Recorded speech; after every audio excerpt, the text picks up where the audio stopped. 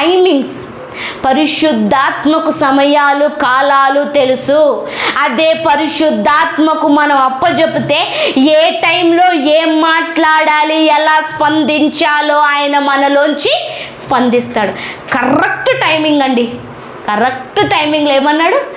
నాకు కలిగి ఉన్నదే నీకు ఇచ్చుచున్నాను, నజరేయుడైన యేసుక్రీస్తు నామంలో లెగిచి నడు అన్నాడు. ఆ టైం కాకుండా నేను తిరిగి వచ్చిన తర్వాత చేద్దామంటే మనోడు వెళ్ళిపోదుడేమో. అంతే కదా, టైం అయిపోయిందని వెళ్ళిపోదు. లేదంటే లోపలే ఈయన బిజీగా ఉండి పేతురు రాకపోదుడేమో, ఆ స్వస్థత జరగకపోదునేమో. ఆ స్వస్థత వల్ల 5,000 మంది రక్షణ పొందారు.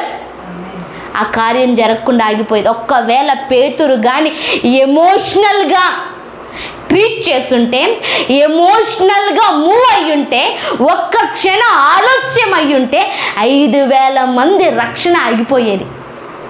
కానీ కరెక్ట్ టైం మెయింటైన్ చేశాడు అంటే కారణం ఏంటి? పరిశుద్ధాత్ముడు. కారణం ఏంటి? అందుకే అడుగుతున్నా, ఒక్క క్షణం పరిశుద్ధాత్మ తండ్రి ఏం చెప్పమంటావు? ఒకసారి మనకి కొన్ని తప్పులు పొరపాట్లు జరుగుతుంటే ఒళ్ళు మండిపోతూ ఉంటుంది, కోపం వస్తూ ఉంటుంది, అరిసెయ్యాలి, లేదంటే శిక్షించాలి, ఖండించాలి, ఆడది చేస్తాడు, ఒక్కటి వెయ్యాలి. ఒక్క క్షణం ఆగు. ఏం చెప్పమంటావు? ఏం చెయ్యమంటావు? ఏం జవాబు ఇవ్వమంటావు అని ఒక్క క్షణం ఆగితే నేను అంటాను, జరగాల్సిన అద్భుతాలు జరుగుతాయమ్మా. ఒక్క క్షణం మనం పరిశుద్ధాత్మకు సమయాన్ని ఇస్తే అనేక మంది జీవితాలు రక్షణలోనికి వస్తాయి. అనేక మంది జీవితాలు